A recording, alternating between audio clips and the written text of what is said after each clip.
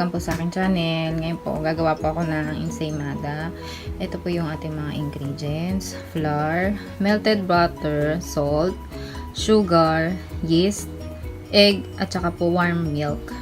Lalagay ko na lang po sa description box yung ating exact measurement o sa pinakadulo po ng ating video. Start na po tayo. Ang lagi ko pong ginagawa pag gumagawa po ako ng tinapay, ina-activate ko muna yung yeast. Warm milk natin, lagyan natin ng asukal. Pagkain ng yeast yan, 1 teaspoon. Tapos ilagay natin yung yeast. Mix lang natin siya. Tapos i-rest lang natin siya ng 5 minutes. Ilagay po natin itong mag-activate. Samasamahin na po natin yung ating mga dry ingredients para mahalo siya. Ayan. Yung flour. Yung sugar. Yung salt. Tapos haluin natin siyang mabuti. Ayan guys, after 5 minutes, ayan na yung yeast natin. Nakikita nyo ba? Nag-activate na siya, nag-bubble siya. Ibig sabihin okay po yan. Gawin natin. Lagay po natin yung itlog. Tapos beat natin siya. Tapos yung ating yeast. Po natin butter, melted butter. Ayan. Pag nahalo na po natin to, lagay na po natin yung ating dry ingredients. Ayan. Ayan. Tapos haluin lang natin to mabuti. Haluin natin siya mabuti.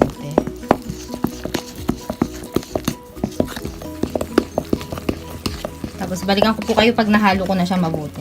Ayan guys. Nahalo ko na siya mabuti. Pag ganito na yung texture nung doon nyo, pwede nyo na siyang i-rest. Rest ng 1 hour para umalsa siya. Takpan nyo lang po siya ng saran wrap. Ayan guys, after 1 hour, umalsa na siya. Ngayon ang gagawin natin, tanggalin natin yung gas niya. Ayan. Tanggalin natin yung gas. Ang lambot niya dito. Natanggal nyo na po yung yung gas. Hatiin natin siya ng dalawa. Ayan. Hatiin natin siya ng dalawa. Tapos, i-shape na natin siya. Shape natin siya.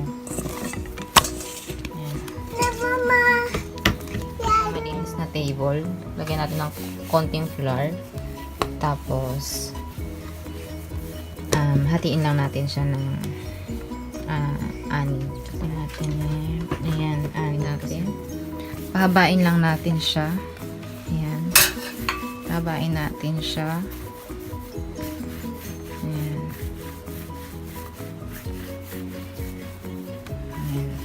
Ayan, pag mahaba na siya, gagawin natin, iikot lang natin to.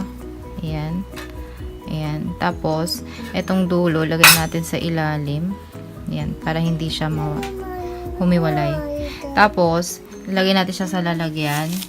Tapos, tapusin lang natin lahat. Ayan po guys, na-shape ko na siya lahat. Ngayon, gagawin ko, tatakpan ko muna. Tapos, paalsahin ulit natin siya ng kahit 30 minutes. After 30 minutes, nagdoble na yung size niya. Ngayon, gagawin natin, lagyan lang natin siya ng konting butter sa ibabaw. Coat lang natin siya ng butter. Kung gusto nyo, egg yolk. Para pampaganda lang ng kulay.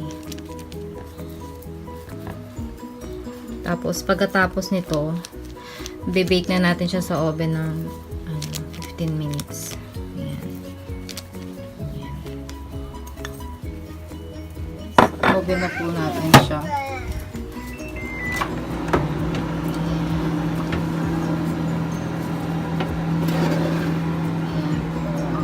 Palamigin lang po natin siya. Lagyan po natin ng margarine, yung ating ensaymada. Ayan. Kung meron po kayong cheese, mas masarap pag nilagyan nyo siya ng cheddar. cheese. Wala lang akong cheese ngayon eh. Ayan, lagyan natin siya nito. O kaya star margarine kung meron kayo. Ayan. Tapos pag nalagyan na natin siya ng margarine, lagyan natin ng sugar. Tapos taran! Ayan na siya.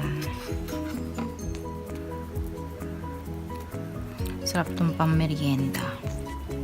Ayan. Tapos pag nalagyan nyo na, dip nyo lang siya sa sugar. Ayan.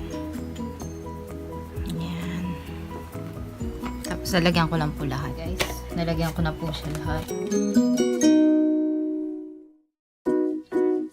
Ayan, guys. Tikman na po natin. Ayan. Ayan po. Ayan. Kain po tayo. Tadakimasu.